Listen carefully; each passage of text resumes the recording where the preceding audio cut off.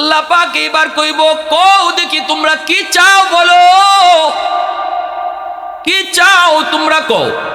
তখন কইব, মালিক আমরা দুনিয়াতে তোমার কদমে সেজদা দিয়েছি, কোনোদিন দেখি নাই, কিন্তু আজকে হাসরের ময়দানে যেহেতু তোমারে পাইছি, আমাদের একটাই চাওয়া, তোমাকে দেইকা দেইকা তোমার কদমে সেজদা দিতে চাই। না দেইকা সেজদা দিয়েছি, আজ তোমারে দেইকা দেইকা সেজদা দিব। আল্লাহ পাকের কাছে এই চাওয়াটাই জান্নাতীরা চাইবো, এই চাওয়াটাই নামাজি বান্দারা চাইবো। আল্লাহ না দেইকে সেজদা দিলাম, আজ আমরা দেইকে দেইকে সেজদা দিব। নামাজের ভিতরে আল্লাহর সাথে নামাজির কথা হয়, যার নামে বয়ে যায় ঝর্ণা নহর। আল্লাহ আল্লাহ বলে শোবে দেওয়ানা, আল্লাহ আল্লাহ বলে শোবে দেওয়ানা। প্রভুর ডাকে মন সারা দাও না, প্রভুর ডাকে মন সারা দাও না। আল্লাহ আল্লাহ আল্লাহ আল্লাহ আল্লাহ আল্লাহ আল্লাহ আল্লাহ আল্লাহ আল্লাহ।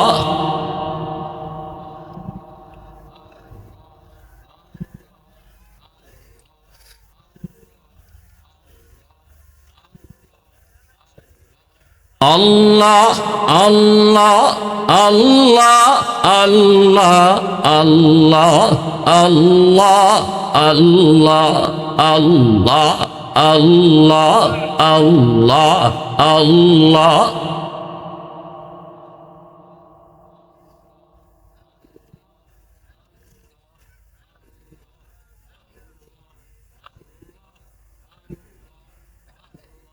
লা ইলাহা ইল্লাল্লাহু মুহাম্মাদুর রাসূলুল্লাহ।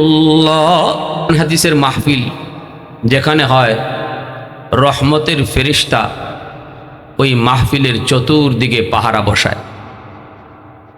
দুনিয়ার মিছিল মিটিংয়ের পাহারা দেয় র্যাব পুলিশ, আর আল্লাহ এবং রসুলের আলোচনা যেখানে হয়, ওই জায়গার পাহারা দেন রহমতের ফেরেশতারা। মাহফিল শেষ হয়, আমরাও বাড়ি যাব, ফেরেশতারাও যাবেন। আল্লাহ ফেরেশতাদেরকে জিজ্ঞেস করেন, কোথায় ছিলা? ফেরেশতারা বলে, মালিক ওই যে অমুক জায়গায় আমরা ওই মাহফিলের পাহারাদার ছিলাম, যেখানে তোমার এবং তোমার হাবিবের আলোচনা হচ্ছিল। আল্লাহ তখন ফেরেশতাদেরকে বলেন, আমার বান্দারা এখানে কেন জমা হয়েছিল? ওরা এখানে কি চায়? ঘরবাড়ি তুই এখানে কেন বসা ছিল? ফেরেশতারা বলেন, মালিক যা দেখলাম, যা বুঝলাম, ওরা সবাই তোমার কাছে জান্নাত চায়, জাহান্নাম থেকে বাঁচতে চায়। আল্লাহ তখন আবার প্রশ্ন করেন, আমার বান্দারা কি জান্নাত নিজের চোখে দেখছে? ওরা কি জাহান্নাম দেখছে? ফেরেশতারা বলে, না মালিক, ওরা তো জান্নাত দেখে নেই, জাহান্নামও দেখে নেই। আল্লাহ তখন ফেরেশতাদেরকে সাক্ষী রেখে বলেন, আমার যে সকল বান্দারা জান্নাত নিজের চোখে দেখলো না, জাহান্নামের আযাব গজবও নিজের চোখে দেখলো না, শুধুমাত্র আমি আল্লাহর কথার উপর বিশ্বাস করে এখানে বসে বসে আমার কাছে জান্নাত চাইল, তোমরা সাক্ষী থাকো, আমি আল্লাহ তাদেরকে মাফ করে দিছি। ফেরেশতারা তখন বললেন, মালিক তুমি সবাইকে মাফ করে দিয়েছো? আল্লাহ বলেন, হ, সবাইকে মাফ করে দিয়েছি। ফেরেশতারা বলেন, মালিক সবাই তো আর শোনার নিয়তে আসে নাই, এখানের মধ্যে কেউ কেউ এমনও ছিল বাড়িতে যাইতেছে, মাহফিলের মাইকের আওয়াজ শুনে বলতেছে অল্প কিছু কথা শুনে যায়, কেউ বা বাজার থেকে বাড়িতে যায়, আবার কেউ বা কোনো আত্মীয়র বাড়িতে বেড়াইতে যায়, মাইকের আওয়াজ শুনে মনে মনে কয় একটু ওয়াজ শুনে যাই। আল্লাহ সে তো ঘর থেকে ওয়াজ শোনার নিয়তে আসে নাই, তুমি কি তাকেও মাফ করে দিয়েছ?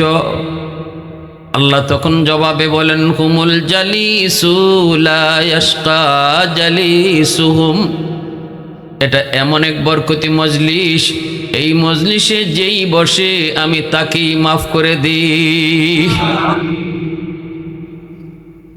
আমি আপনাদের কাছে জানতে চাই, বলুন তো আল্লাহ যদি আমাদেরকে এই মাহফিলে বসাকে উসিলা বানায়া মাফ করে দেন, আল্লাহ এটা পারেন কি পারেন না? এই ক্ষমতা আল্লাহর আসেনি না নাই? নাকি আল্লাহ কারো কাছে জবাব দেওয়া লাগবে? কারো কাছে আল্লাহর জবাব দেওয়া লাগবে না।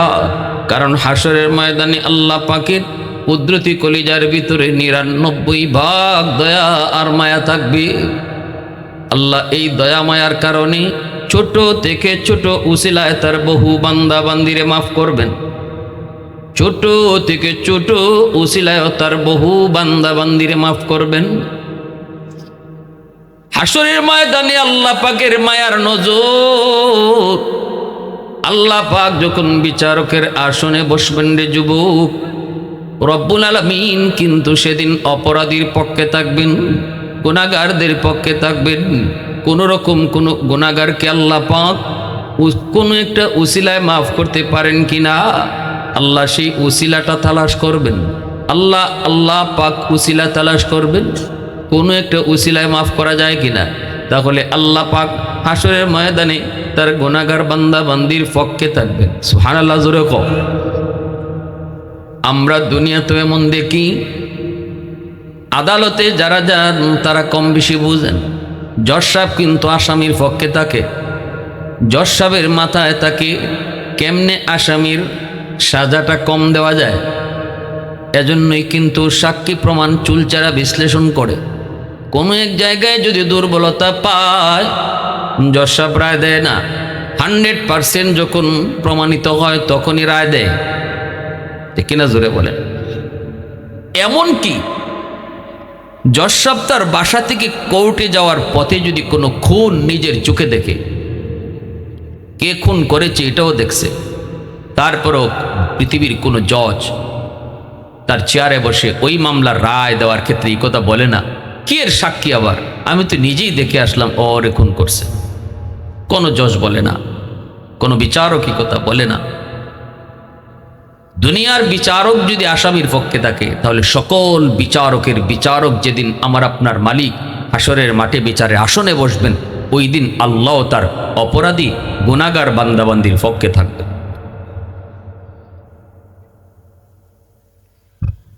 আমার ভাইয়েরা, বন্ধুরা, যুবক,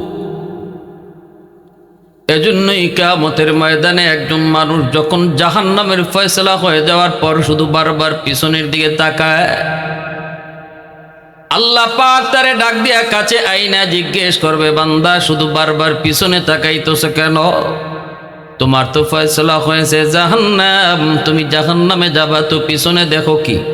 তখনই কইব, মালিক, দুনিয়াতে উলামায়ে কেরামের জবানে শুনেছি হাসরের ময়দানে তোমার কুদরতি কলিজায় ৯৯ ভাগ দয়া মায়া থাকবে। ছোট থেকে ছোট উসিলায় তুমি বহু বান্দা বান্দিরে মাফ করবা। এজন্য যদিও আজকে আমি জাহান্নামী, তবুও কিন্তু আমার মন বলতেছে কোনো একটা উসিলায় তুমি আমাকে ডাক দিয়া মাফ করে দাও কিনা। এই বুক ভরা আশা নিয়ে বারবার তাকাইতেছি। আল্লাহ ফেরেশতাদেরকে বলবেন, ফেরেশতারা, ও ফেরেশতারা, আমার বান্দারে ফিরে আনো। আমি আল্লাহকে তার আমলনামাটা আবার দেখাও। আল্লাহ পাক তার আমলনামাটা নিজেরই চেক করবেন। আল্লাহ নিজে দেখতে যেয়ে বলবেন, বান্দা, তোমার আমলনামায় গুনার পরিমাণ বেশি, নেকির পাল্লা কম। গুনার পাল্লা ভারী, নেকির পাল্লা হালকা। কিন্তু বান্দারে, ওই যে দেখা যায় গাটাইলের একটা মাহফিলে তোমাকে বসা দেখা যায়, কেন তুমি সেখানে গিয়েছিলে একটু বলো। তখনই কইব মালিক একমাত্র তোমাকে খুশি করার জন্য বসেছিলাম, একমাত্র তুমি মালিককে খুশি করার জন্য। আল্লাহ তখনই বলবে বান্দা আমি আল্লাহর আদত হচ্ছে মাফ করে দেওয়া, কিন্তু আমার নিজাম হচ্ছে উসিলা ছাড়া মাফ করি না। ওই দিনে মাহফিলকে বসাকে উসিলা বানায়া আমি আল্লাহ আজকে হাসরের ময়দানে তোমার নাজাতের ফয়সালা দিয়ে দিলাম। প্রশংসা করব কার? একটু জোরে আওয়াজ দিয়া কোন কার? আলহামদুলিমান কাদ্দারা খাইরাও ওয়া খাবালা, আলহামদুলিমান কাদ্দারা খাইরাও ওয়া খাবালা, ওয়া শুকরু লিমান সাওয়ারা হুসনাও ওয়া জামালা, ফরদুন সামাদুন আন সিফাতিন খালকি বারিউন, রব্বুন আযালিয়ুন খালাকাল খালকা কামালা, লা জিদ্দা ওয়ালা নিদ্দা ওয়ালা হাদ্দা লিমাওলা, লা জিদ্দা ওয়ালা নিদ্দা ওয়ালা হাদ্দা লিমাওলা, আল আনা কামা কানা ওয়ালাম ইয়ালকা যাওয়ালা, আল আনা কামা কানা ওয়ালাম ইয়ালকা যাওয়ালা। আবারও মুসলমানের আওয়াজে কও আল্লাহু আকবার। হয় নাই? আরো জোরে আল্লাহু আকবার। তাহলে আমার ভাইরা বন্ধুরা বলুন তো দেখি, আমরা যারা মাহফিলে আসলাম বসলাম লসে আছি না লাভে আছি? এই জায়গায় আজকে যদি তুমি বসরে যুবক, এই বসার উসিলা ধরে আল্লাহ তোমাকে নাজাতের ফয়সালা দিয়ে দিবেন। কিন্তু আগামীকাল যদি এখানে তুমি সারা রাত বসে কাটাও, এই মাঠেই যদি তুমি বসে কাটাও, তবুও কিন্তু গুনাহ মাফের কোনো ঘোষণা নাই। শুধু আগামীকাল নয়, সারা মাস যদি তুমি এই মাঠে বসে বসে সময় কাটাও, তবুও কিন্তু গুনাহ মাফের ঘোষণা নাই। আজকে কোরআনের মাহফিলের উসিলায় এই মাঠটা আল্লাহর কাছে এত দাবি, এত দাবি, এখানে বসতে দেরি গুনাহ মাফ হইতে দেরি না। যৌবন কাল আল্লাহর কাছে বড় দামি। এই জমিনের ভিতরে যত আল্লাহর ওলি হলেন, প্রত্যেকেই ওলির দফতরের নাম লেখাইছেন যৌবন কালে। যৌবন কালটা হলো আল্লাহর ওলি হওয়ার বয়স। একজন যুবক যৌবনে যখন আল্লাহ পাককে ডরায় চলে, আল্লাহ পাকের ভয় অন্তরে নিয়ে চলে, দুনিয়ার কোনো নাপাক প্রেম অন্তরে নেয় না, আল্লাহ পাকের প্রেম অন্তরে জমায় রাখে, বন্ধুদের সাথে গুনার কাজে যায় না। না না, যৌবনে তাকে বাপ মার সেবা করতে পাওয়া যায়, যৌবনে তাকে মুরব্বীদেরকে সম্মান করতে দেখা যায়, যৌবনে তাকে উলামায়ে কেরামকে তাজিম করতে দেখা যায়।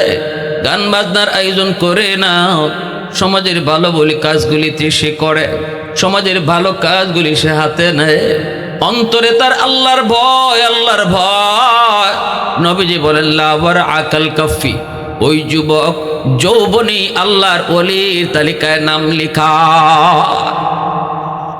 হাজার বৃদ্ধ মানুষের সেজদা যদি এক পাল্লায় রাখা হয়, হাজারো বৃদ্ধ মানুষের সেজদা যদি এক পাল্লায় রাখা হয়, আর একজন যুবকের সেজদা যদি এক পাল্লায় রাখা হয়, নবীজির হাদিস বলে যুবকের সেজদার পাল্লা ভারী হয়ে যায়।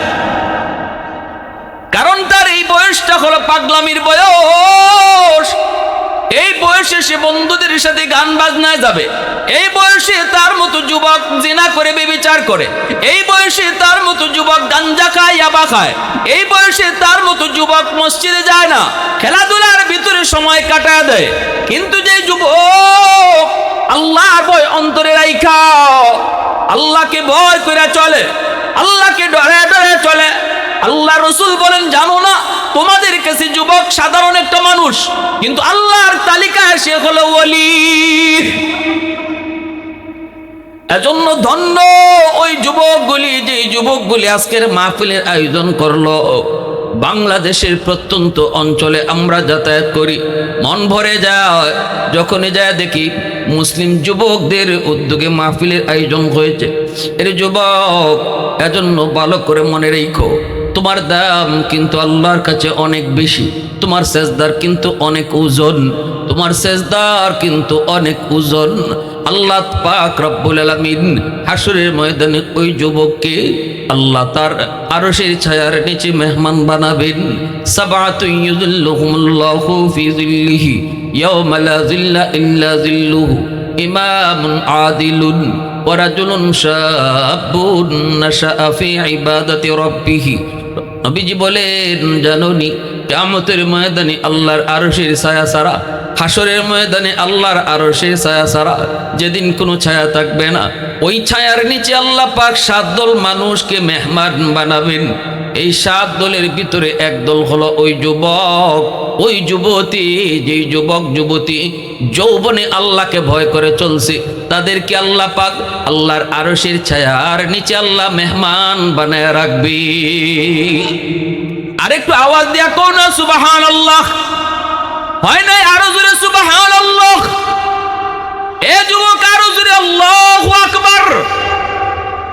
তাহলে যৌবনের ইবাদতের দাম আসেনি না নাই? আল্লাহ পাক রব্বুল আলামিন পবিত্র কোরআনে সূরাতুত তিনের মধ্যে 4টা কসম খেয়ে এই কথা বলছেন,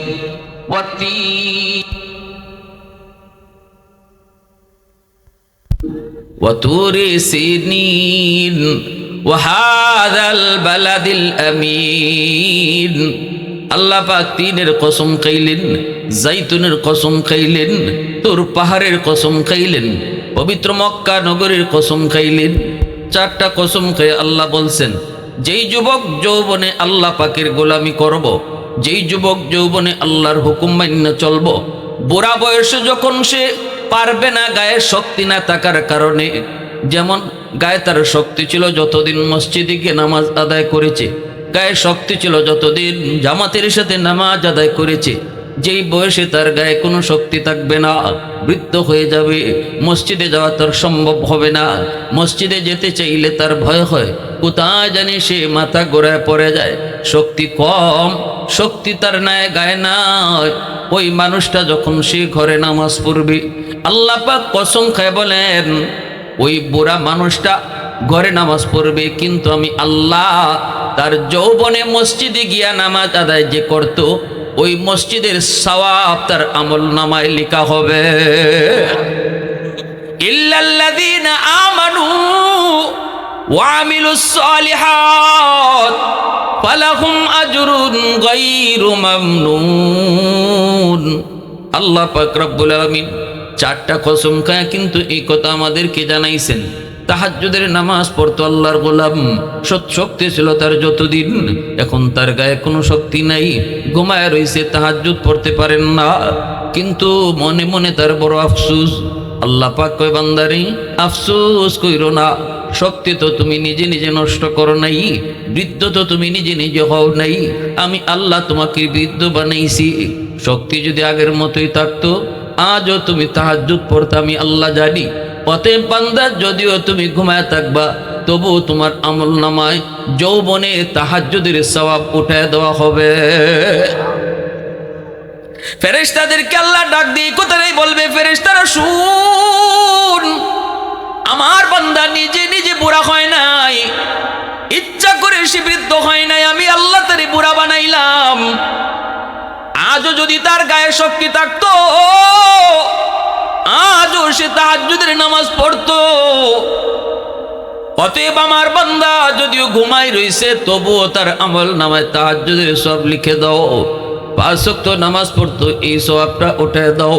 ফজরের পর কোরআন তেলাওয়াত করতো, এখন আমার বান্দা কোরআন তেলাওয়াত পারে না, কারণ তার চোখে পাওয়ার নাই, চোখে দেখে না, কোরআনের হরফগুলি দৌড়াদৌড়ি করে, এজন্য চোখের পানি ফলে ফলে কান্দে।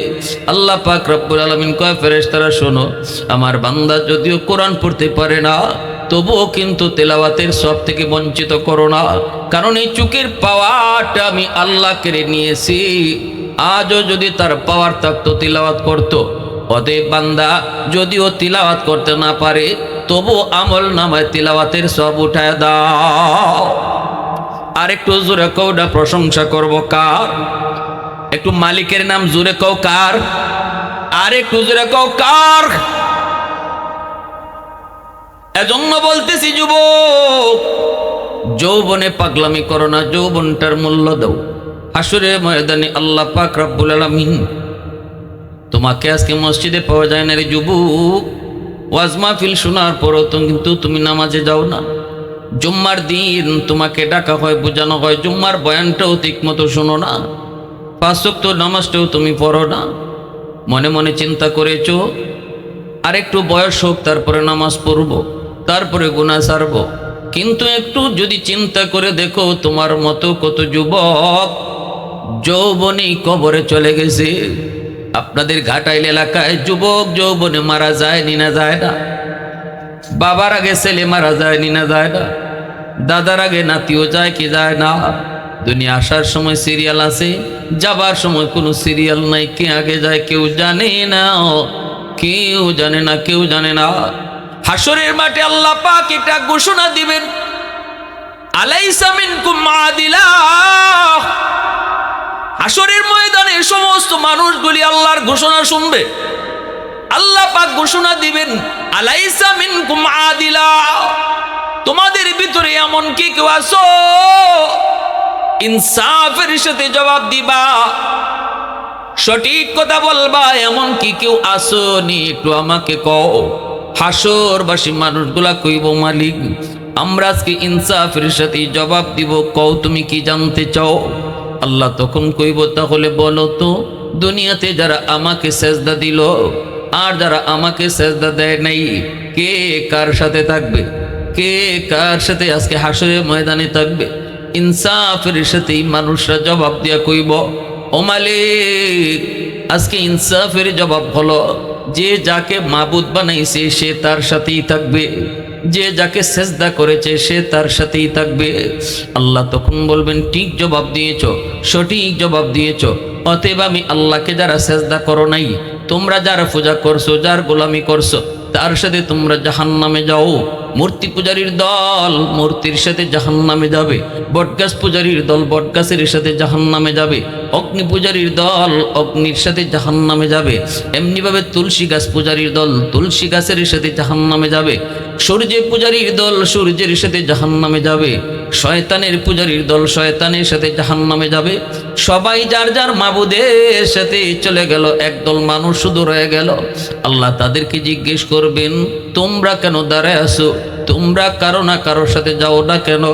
এই মানুষগুলা কইব, মালিক দুনিয়াতে আমরাও তো একজনের কদমে সেজদা দিয়েছি, কিন্তু কোনো দিন তারে দেখি নাই, না দেখে শুধু তার কদমে সেজদা দিয়েছি, আমরা তারে মাবুদ মানছি, দেখি নাই। ও মালিক আজকে সবাই তো যার যার মাবুদের সাথে গেল, আমরা আমাদের মাবুদকে যদি না পাই জামু কার সাথে? আল্লাহ পাক বলবেন, তোমরা কি তোমাদের মাবুদকে কোনোদিন দেখছো? কই না, দেখি নাই। আল্লাহ তখনও পরিচয় দেন না, কথা যে বলতেছেন আল্লাহ নিজে এই পরিচয়টা দিতেছেন না। সুবহানাল্লাহ, জোরে বলেন। আল্লাহ বলেন, তোমরা কি তোমাদের মাবুদকে কোনোদিন দেখছো? কয় না, দেখি নাই। আল্লাহ বলবেন, আজকে দেখলে তারে চিনবা নাকি? ইমানদার মুমিন কইব, হ মালিক আমরা তারে দেখলে চিনবো। সুবহানাল্লাহ। আল্লাহ পাক তখন বলবেন, তাকে কোনোদিন দেখো নাই, তাহলে দেখলে চিনবা কি কইরা? তখন তারা কইব, আমরা আমাদের মাবুদকে কোনোদিন দুনিয়াতে দেখি নাই, না দেখলো আমরা আমাদের মাবুদের পরিচয় জানি, আমরা আমাদের মালিকের পরিচয় জানি। আল্লাহ তখন বলবেন, ঠিক আছে একটু পরিচয়টা শোনাও তো দেখি তোমাদের মালিকের পরিচয় কি। নামাজি মানুষরা তখন কইব, কুল হুয়াল্লাহু আহাদ আল্লাহুস সামাদ লাম ইয়ালিদ ওয়া লাম ইউলাদ ওয়া লাম ইয়াকুল লাহু কুফুয়ান আহাদ। এই সূরাটা আল্লাহ পাকের পরিচিতি, আল্লাহ পাকের পরিচিতি। আল্লাহ একক, আল্লাহ পাক সমাদ। সমাদ শব্দের অর্থ হলো যার কাছে সবাই চায় কিন্তু তিনি কারো কাছে চান না। আল্লাহ পাক তিনি কারো সন্তান নন, তিনি কারো বাবাও নন, তিনি বেনজির, তিনি বেমিসাল। এই হলো আল্লাহ পাকের পরিচিতি। এই সূরাটা শুধু আল্লাহর পরিচয় নিয়ে নাজিল। এই সূরাটা যখনই তারা আল্লাহকে শোনাইল তখনই আল্লাহ পাকের কুদরতি কলিজা খুশি হয়ে গেছে। এবার আল্লাহ পাক পরিচয় দিয়া কইব, বান্দারে আর লাগবে না, এতক্ষণ পর্যন্ত তোমরা যার সাথে কথা বলতেছো আমি তোমাদের মালিক, আমি তোমাদের মাবুদ, আমি তোমাদের আল্লাহ। আল্লাহ পাক এবার কইব, কও দেখি তোমরা কি চাও, বলো কি চাও তোমরা, কও। তখন কইব, মালিক আমরা দুনিয়াতে তোমার কদমে সেজদা দিয়েছি, কোনোদিন দেখি নাই, কিন্তু আজকে হাসরের ময়দানে যেহেতু তোমারে পাইছি, আমাদের একটাই চাওয়া, তোমাকে দেইকা দেইকা তোমার কদমে সেজদা দিতে চাই। না দেইকা সেজদা দিয়েছি, আজ তোমারে দেইকা দেইকা সেজদা দিব। আল্লাহ পাকের কাছে এই চাওয়াটাই জান্নাতীরা চাইবো, এই চাওয়াটাই নামাজি বান্দারা চাইবো। আল্লাহ না দেইকে সেজদা দিলাম, আজ আমরা দেইকে দেইকে সেজদা দিব। নামাজের ভিতরে আল্লাহর সাথে নামাজির কথা হয়। এজন্যই তো মুসা নবী একদিন কইছিলেন, মালিক ও মালিক তুকাল্লিমু মাই হাল তুকাল্লিমু আহাদান গায়রি। আল্লাহ তুমি তো আমার সাথে তোর পাহাড়ে কথা কও, আমি তো কথা বলতে চাইলেই তোমার সাথে তোর পাহাড়ে আসি, এখানে তোমার সাথে আমার কথা হয়। ও মালিক আমি মুসার জানতে বড় মন চায়, আমি ছাড়া আর কেউ কথা বলবে নি, আমি ছাড়া আর কেউ কি কথা বলে? আল্লাহর কাছে মুসা নবী জানতে চাইলেন। তখনই আল্লাহ কয়, মুসা তুমি আমার সাথে কথা বলো, কিন্তু মাঝখানে পর্দা আছে। অদূর ভবিষ্যতে একদল উম্মত জমিনে আইবরে মুসা, যারা আমার সাথে কথা কইব, অথচ মাঝখানে কোনো পর্দা থাকবে না। লাইসা বাইনি ওয়া বাইনাহুম হিজাব, আমার সাথে আর তাদের মাঝে কোনো পর্দা থাকবে না। মুসা নবী কই, মালিক কি কইছো বুঝি না, কথা বলবে অথচ পর্দা থাকবে না, আর আমি নবী হইয়া কথা বলি মাঝখানে পর্দা। আল্লাহ বলতেছে হয় ঠিক। মুসা নবী কই, মালিক এরা কোন উম্মত? আল্লাহ বলে, এরা আমার বন্ধু মুহাম্মাদুর রাসূলুল্লাহর উম্মত। মুসা নবী কে, আল্লাহ আমি তো তুর পাহাড়ে এসে কথা বলি, কিন্তু ওরা কোন পাহাড়ে যায় কথা কইব? আল্লাহ পাক বলেন, না ওরা কোনো পাহাড়ে যায় কথা বলতে হবে না, এরা জমিনের যে কোনো জায়গায় যখনই নামাজে দাঁড়াবে, নামাজে দাঁড়াইলেই আমি আল্লাহর সাথে তার কথা শুরু হবে। নামাজে দাঁড়াইলে কার সাথে কথা কয়? একটু জোরে কও না কার সাথে, আর একটু জোরে কও না কার সাথে। কেমনে কথা কয়? রসুল বলেন, মুসাল্লি ইউনাজি রব্বা, মুসাল্লি ইউনাজি রব্বা। আজকে মসজিদের উদ্যোগে মাহফিল, যুবকদের উদ্যোগে মাহফিল, একটু নামাজের কথাটা শুনো রে যুবক, একটু দিল লাগায় কথাটা শুনো। নামাজের সাথে আল্লাহ কেমনে কথা কয়? যখনই নামাজে দাঁড়ায় কয় আলহামদু। সূরা ফাতিহা যখন পড়া শুরু করবে, যখনই বলবে আলহামদু, সমস্ত প্রশংসা, তখনই আল্লাহ নামাজিরে জিজ্ঞেস করেন, আল্লাহ নিজের পরিচয় না দিয়া নামাজিরে জিজ্ঞেস করেন, লিমানিল হামদ, কার প্রশংসা তুমি করো? নামাজি তখন কয়, লিল্লাহ, আমি আমার আল্লাহর প্রশংসা করি। আল্লাহ তখনও তারে পরিচয় দেন না, না দিয়ে আল্লাহ পাক কয়, মানিল্লাহ, কে তোমার আল্লাহ? নামাজি কয়, রব্বিল আলামিন, যিনি রব্বুল আলামিন তিনি আমার আল্লাহ। আল্লাহ তখনও কয়, মানির রব, কে তোমার রব? নামাজি কয়, আর রহমানির রহিম, যিনি রহমান যিনি রহিম। আল্লাহ তখনও পরিচয় না দিয়া কয়, কে রহমান কে রহিম? নামাজি কয়, মালিক ইয়াউমিদ্দিন, যিনি কিয়ামত দিবসের মালিক তিনি। এবার আল্লাহ পাক রব্বুল আলামিন পরিচয় দেয়। এতক্ষণ পর্যন্ত আল্লাহ পরিচয় দেন না, এবার আল্লাহ পরিচয় দিয়া কয়, বান্দারি এতক্ষণ পর্যন্ত যার সাথে কথা বলতেছো, আমি তোমার আল্লাহ, আমি তোমার রব, আমি রহমান, আমি রহিম।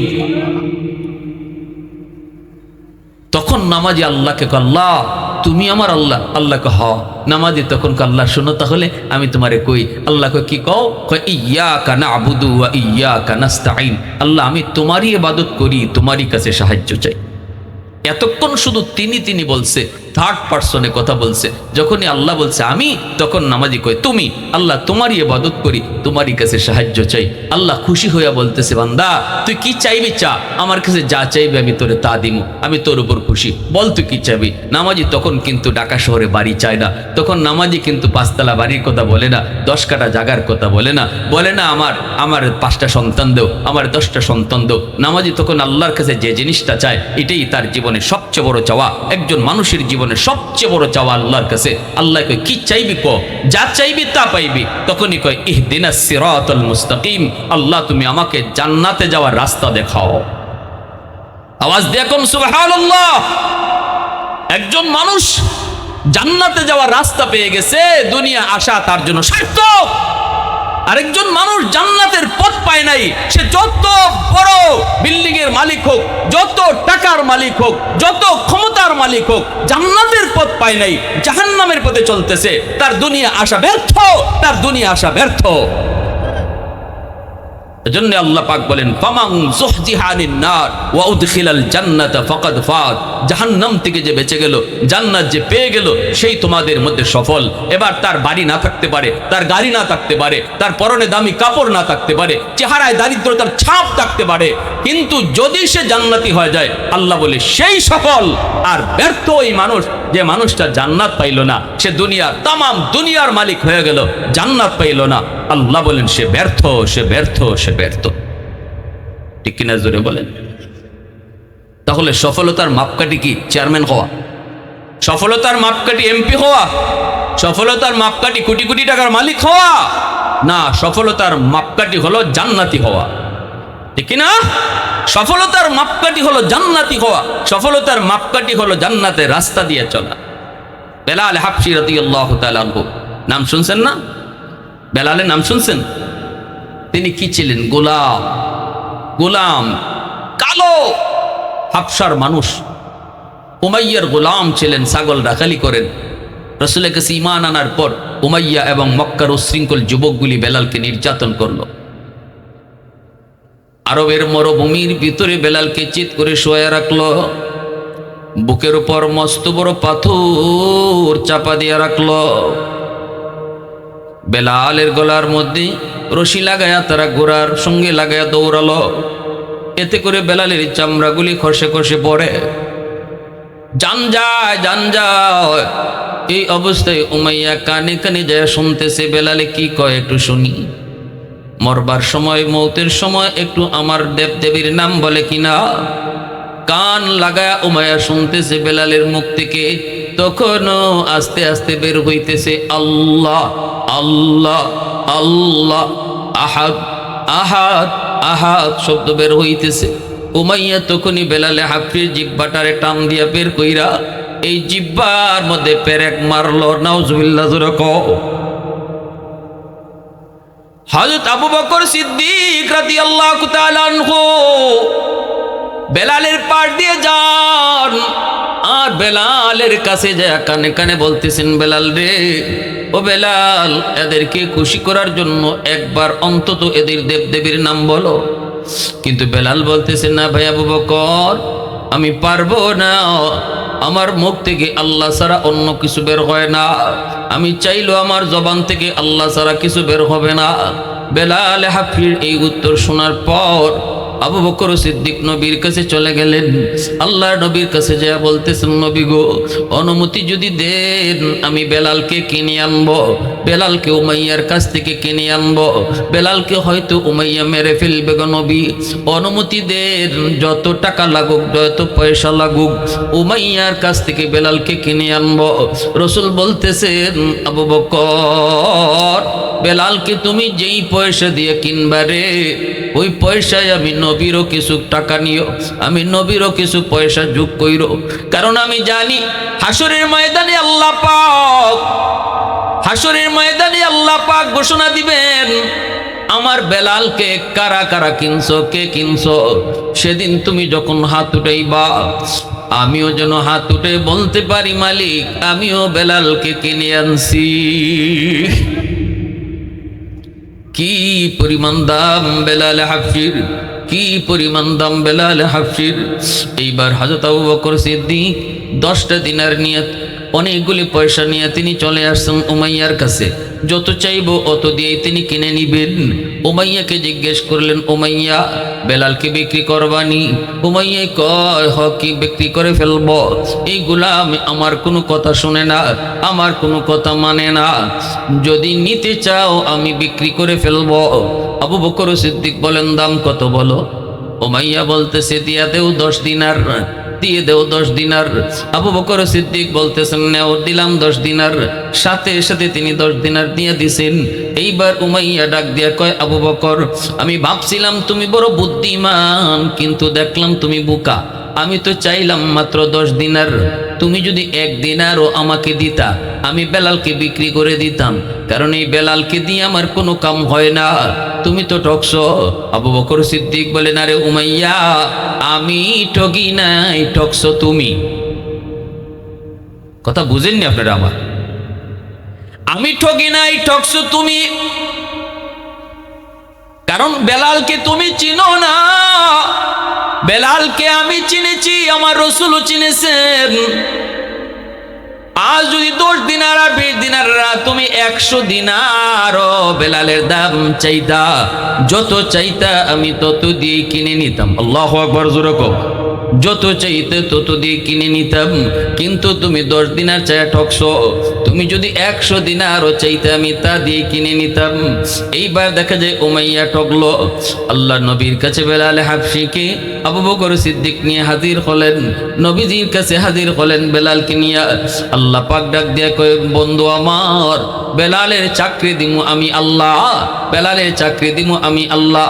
আজকে থেকে বেলাল হবে তোমার পার্সোনাল সেক্রেটারি, আজ থেকে বেলাল হবে তোমার পিএস, আজ থেকে বেলাল হবে তোমার দারোয়ান। তুমি যদি ঘরের ভিতরে থাকো দরজায় থাকবে বেলাল, তুমি যদি পাহাড়ে থাকো বেলাল থাকবে পাহাড়ের নিচে, তুমি যদি মক্কায় থাকো বেলাল থাকবে মক্কায়, তুমি যখন মদিনায় বেলাল থাকবে মদিনায়। সুবহানাল্লাহ, আওয়াজ দিয়া কও না সুবহানাল্লাহ, আরো জোরে কও না সুবহানাল্লাহ। আবু লাহাব, আবু জাহেলের কোনো দাম নাই, মক্কার লিডার আবু জাহেলের কোনো দাম নাই। এত বড় নেতা হওয়ার পরও আবু জাহেলের কোনো নাম নাই। আবু জাহেলের বাড়িকে সৌদির বাদশাহ টয়লেট বানাইছে, ঠিক না? নি জানেননি? কিন্তু বেলালের নামে মক্কা মদিনায় কত মসজিদ, কত রাস্তা, কত দরজা। বাবে বেলাল, বাবে বেলাল, মসজিদে বেলাল, তরিকে বেলাল, জায়গায় জায়গায় বেলালের স্মৃতি। কিন্তু আবু জাহেল, আবু লাহাবের নামে কোনো স্মৃতি নাই, তাদের কোনো নাম নাই, গন্ধ নাই। কিন্তু বেলাল একজন গোলাম হওয়ার পরও আল্লাহর কাছে কত দামি হয়ে গেছে, কত দামি হয়ে গেছে। এজন্য আল্লাহ পাক রব্বুল আলামিন কয়, টাকা পয়সার সম্পদ আর শক্তি দ্বারা কেউ কোনো আল্লাহর কাছে দামি হয় না। দামি হয় আল্লাহর ভয়, কার অন্তরে কি পরিমাণ আছে এর দ্বারা মানুষ দামি হয়। ঠিক কিনা? আরো জোরে কোন ঠিক কিনা? এ যুবক, তুমি কি জানো তোমার মতো একজন যুবক বেলাল, তোমার আমার মতো একজন যুবক বেলাল, যেই যুবকের যৌবনের দাম এত দাম, আল্লাহ পাক ওই জমিন প্রতিদিন আমার কাছে আবদার করে, সাগর মহাসাগরগুলি আবদার করে, ফেরেশতারা পর্যন্ত আবদার করে। আলা কুল্লা ইয়াউমিন ওয়াল আরদা ইস্তাজিলু রাব্বাহু ওয়াল মালাইকাতু ইস্তাজিলু রাব্বাহু ওয়াল বাহরা ইস্তাজিলু রাব্বাহু। হাদিসে কুদসি বলতেছি, আল্লাহ পাক বলেন, জানো নি মাটি প্রতিদিন কয় আল্লাহ অনুমতি দিবানি এই সুৎকুরের পায়ের বোঝা আমি আর কত নিমু। আল্লাহ তুমি আমাকে অনুমতি দিবানি গো, ঘোষ করে 5 তলা বাড়ির বোঝা আমি জমিন আর কত নিব, সুৎকুরের 10 তলা বাড়ির বোঝা আমি জমিন আর কতদিন নিব, বেনামাজির পায়ের আওয়াজ আমি জমিন আর কতদিন শুনবো, ইয়াবাকুর গাঞ্জাকুরের পায়ের বোঝা আমি আর কতদিন নিব। আল্লাহ অনুমতি দাও, আল্লাহ তুমি অনুমতি দাও, আমি জমিন ফেটে যাই, সুৎকুরকে এখনই আমি কবর দিয়ে ফেলি, যেখানে দাঁড়ায় আছে ওখানেই তারে কবর দিয়ে ফেলি। আল্লাহ বেনামাজে যেখানে দাঁড়ায় আছে ওখানেই তারে কবর দিয়ে ফেলি। আল্লাহ অনুমতি দাও, যেই হারে বেনামাজির সংখ্যা সমাজে বাড়তেছে দোকানদারের ভিতরে তালাশ করলে দেখা যায়, জরিপ করলে বেনামাজি দোকানদারের সংখ্যা বেশি। গ্রামে জরিপ করলে দেখা যায় গ্রামের মধ্যেও বেনামাজির সংখ্যা বেশি। ঘরে জরিপ করলে দেখা যায় ঘরেও বেনামাজির সংখ্যা বেশি। আল্লাহ তুমি আমাকে অনুমতি দিবানি, আমি জমিন একটা 100% কাঁপুনি দেই। কয়েক জুম্মা আগে মাত্র 5.9 পয়েন্টের একটা ভূমিকম্প হয়ে গেছে। এতে করেই বাংলাদেশের মানুষের খবর হয়ে গেছে। বাবা ছেলে ফালাইয়া দৌড় দিছে, খবর নাই, সন্তানের খবর নাই, মা সন্তানের খবর নাই। মাত্র 5 পয়েন্টের ঝাঁকুনিতে যদি বাবা ছেলের কথা ভুলে যায় রে যুবক, 100% ঝাঁকুনি যেদিন জমিন দিব ওই দিন বুঝেন আমাদের অবস্থা কি হবে। আল্লাহ কই জানোনি ঘাটাইলের জমিনটাও আল্লাহর কাছে প্রতিদিন আবদার করে, প্রতিদিন দরখাস্ত করে, আল্লাহ অনুমতি দাও, 5 আর 10 আর 20 না, 100% ঝাঁকুনি দিয়া দেই। এই জমিনটারে নাফরমানের দল নাপাক বানায় ফেলছে। এই জমিনের ভিতরে জিনা ব্যভিচার বেড়ে গেছে, এই জমিনের ভিতরে গুনাহ অন্যায় বেড়ে গেছে। অনুমতি দিবানি, ঝাঁকুনি দেই 100%। আল্লাহ পাক রব্বুল আমিন তখন জমিনটা একটা ধমক দেয়, এ জমিন ভালো করে শুন, এ জমিন ভালো করে শুন, আমি আল্লাহ দেখতেছি এই জমিনের ভিতরে কত গুনাহ হয়, কত অত্যাচার হয়, কত জুলুম হয়, কত নাফরমান হয়, কত অন্যায় হয়, কত অবিচার হয়, আমি আল্লাহ সব দেখতেছি। এরপরও আমি কেন নগদ ধরি না জানুনি? তার কারণ হলো এই মানুষকে আমি আল্লাহ বড় আদর করে বানাইছি।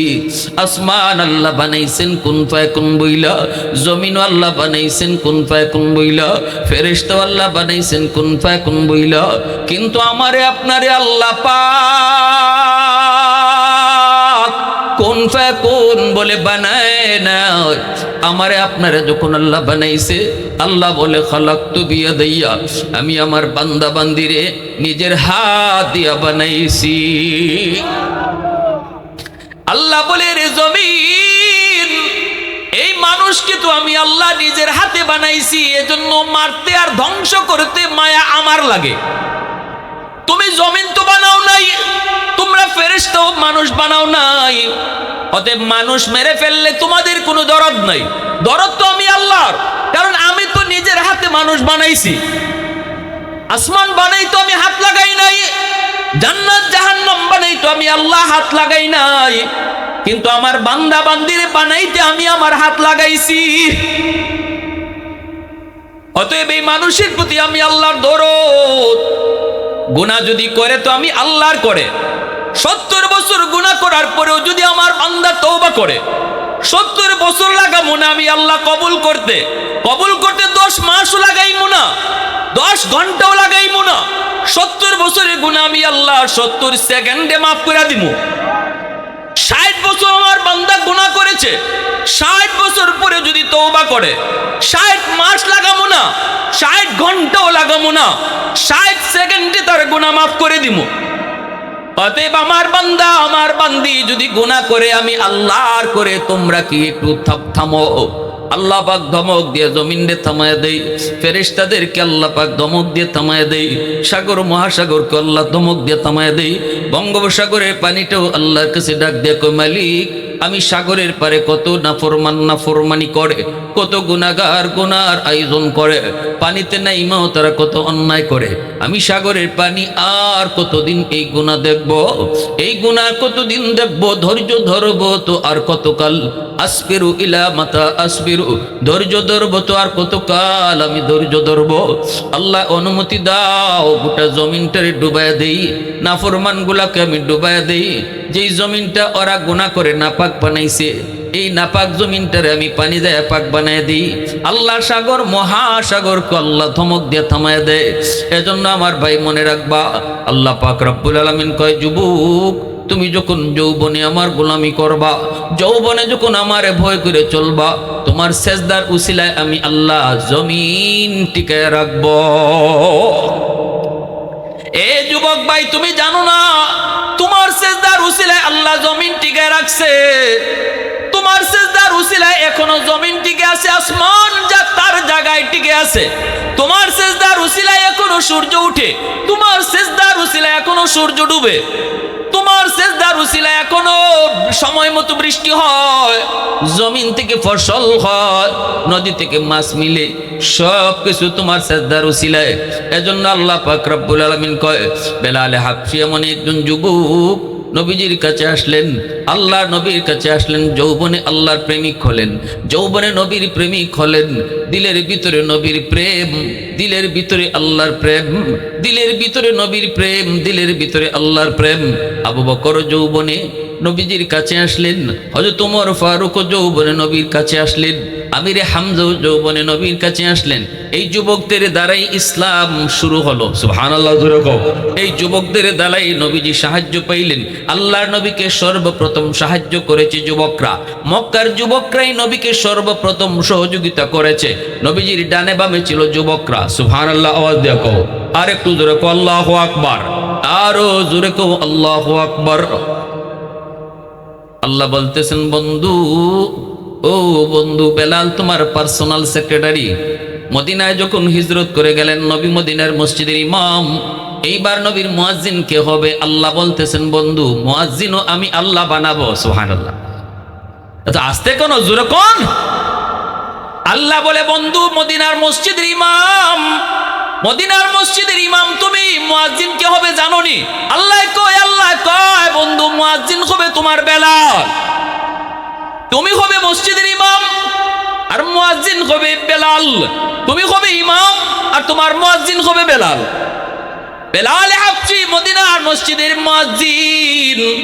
আযান দিতেন, সামনের দিকে আওয়াজ যাইতো 33 মাইল, ডান দিকে বেলালের আওয়াজ গিয়ে পৌঁছতো 33 মাইল, বাম দিকেও আজানের আওয়াজ যাইত 33 মাইল, পিছনেও আওয়াজ যাইত 33 মাইল। আর বেলালের আজানের আওয়াজ উপরের দিকে 7 আসমান পাড়ি দিয়া আল্লাহর আরশে যায় লাগতো। বেলাল মদিনার মসজিদের মুয়াজ্জিন। মানুষ আর মদিনা মসজিদের মুয়াজ্জিন কয় না, বেলালকে মুহাম্মদুর রাসূলুল্লাহর মুয়াজ্জিন কয়, বেলালকে রসুলের মুয়াজ্জিন কয়, বেলালকে নবীর মুয়াজ্জিন কয়। বেলালের আজান দিতে অসুবিধা হইতো, জিহ্বা কাটা থাকার কারণে বেলাল শুদ্ধ করে আজান দিতে পারতেন না রে যুবক, আশহাদু বলতে পারতেন না, তিনি বলতেন আশহাদু। সিন বলতেন, শিন উচ্চারণ করতে তিনি পারতেন না।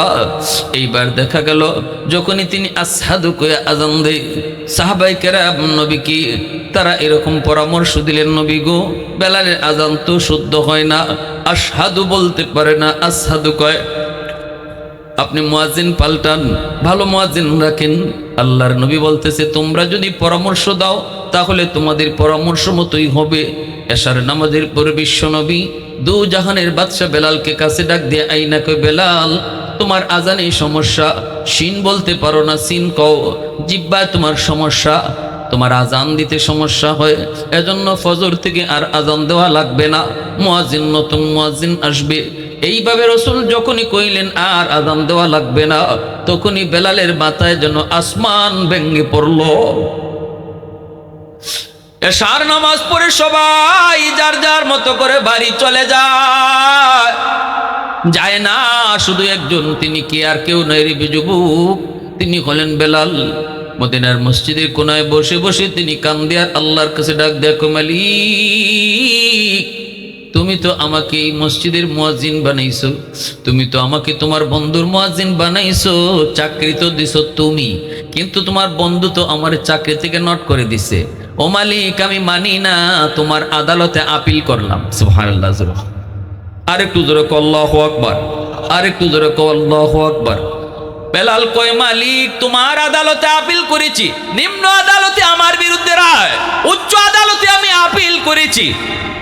আল্লাহ তোমার কাছে একটাই দরখাস্ত, আমার জিহ্বা কাটা, এই কাটাটা তো আমার নিজের জন্য হয় নাই, আমার জিহ্বার সমস্যাটা তো আমার ফ্যামিলির জন্য হয় নাই, এই জিহ্বার সমস্যাটা তো আমার বাপদাদার জন্য হয় নাই, আমার জিহ্বা কাটা গেছে তোমার নাম নেওয়ার জন্য। অতএব মালিক আমি এত কিছু বুঝি না, হয় তুমি আজান বদলায় দাও, আমি যেভাবে কই এইভাবে আজান বদলাও আর নতুন জিব্রাইল আমিন কই নবী গো শুদ্ধ শুদ্ধ বুঝি না, তবে মনে রাখেন অন্যদিন ফজরের আজান আমরা ফেরেশতারা আকাশ থেকে শুনতাম, আল্লাহ পাক ও আরশে আজিম থেকে আজান শুনতো।